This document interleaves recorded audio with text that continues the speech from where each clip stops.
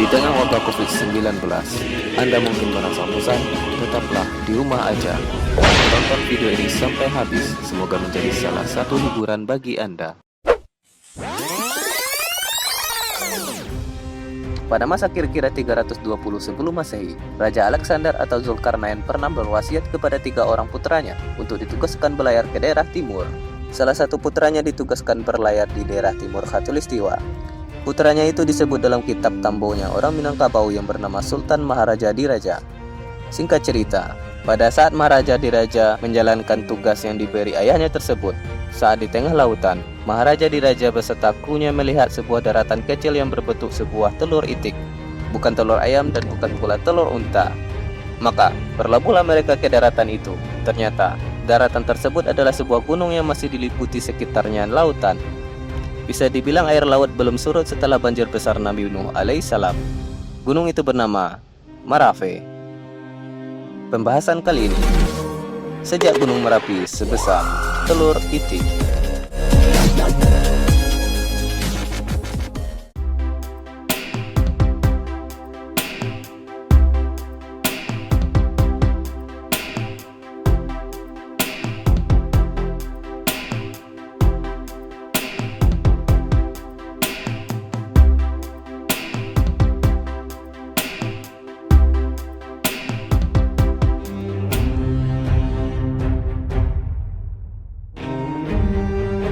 Gunung Merapi adalah sebuah gunung vulkano dengan beberapa kawah aktif.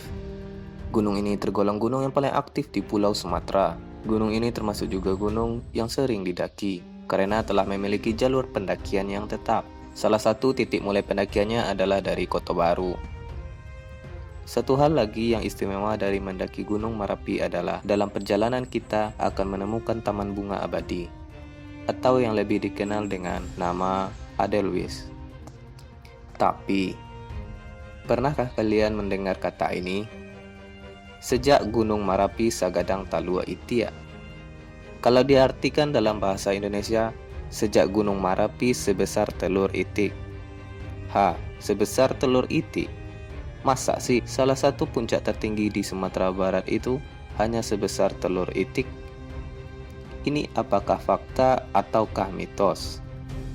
Nah, ada 2 versi cerita tentang mengapa Gunung Merapi pernah disebut juga dengan gunung yang sebesar telur itik. Yang pertama versi cerita banjir Nabi Nuh alaihissalam. Jadi, ketika banjir besar di zaman Nabi Nuh alaihissalam mulai surut, berlayarlah sebuah keluarga menuju Pulau Andalas, atau kita sebutnya sekarang Pulau Sumatera. Awalnya yang terlihat hanya puncak gunung sebesar telur itik.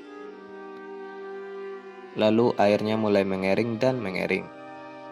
Kemudian keluarga ini mendiami lereng gunung yang telah mengering tersebut. Daerah inilah yang kemudian dinamakan cikal bakalnya orang Minang. Yang kedua, versi cerita kedua yaitu kisah anak dari Iskandar Zulkarnain.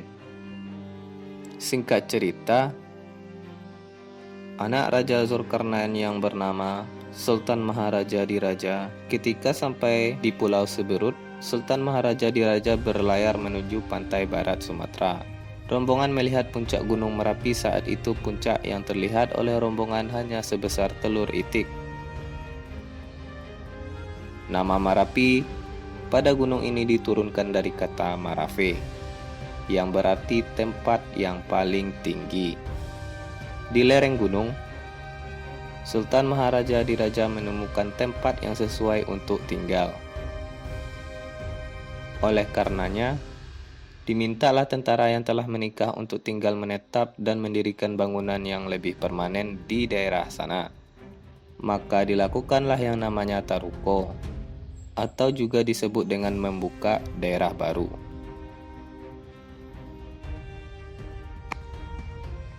Terlepas dari masalah apakah benar dulu Gunung Merapi sebesar telur itik itu, dan siapakah sebenarnya nenek moyang dari orang Minang, Gunung Merapi tetaplah salah satu destinasi favorit untuk menikmati tanah Minang dari ketinggian.